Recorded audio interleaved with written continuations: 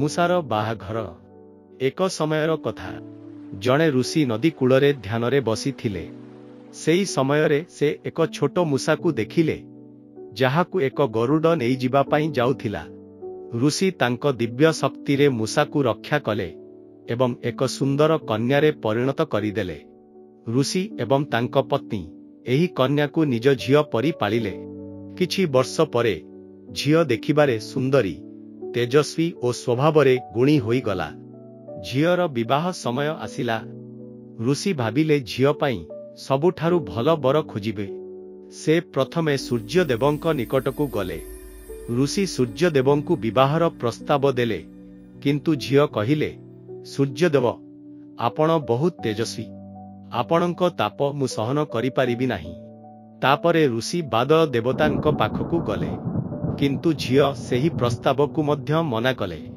से कहिले, बादल देव खूब कड़ा और गरजुछंती, मते डर लागुछि। तापरे ऋषि वायुदेवंक पाखकू गले, किंतु झियो पुणी कहिले, वायुदेव बहुत हालुका और चंचल, से मो पाई योग्य नुहंती।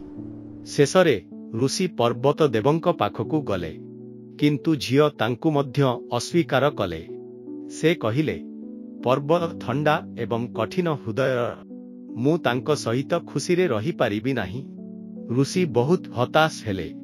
से पर्वत देवंकु एहार समाधान पाई पचारिले। पर्वत देव हसी कहिले, आपणक झियो पाई सबुठारु भल बर एक मूसा हेबो।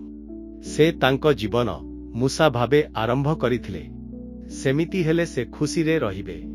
ऋषि झियोंकु पचारिले एवं झियो खुशी होई एही प्रस्ताव को स्वीकार कले। तापरे ऋषि तांको दिव्य शक्ति रे झियो को पुणी एक मूसारे परिणत करिदेले ओ तार विवाह एक मूसा सह धूमधाम रे संपन्न हेला।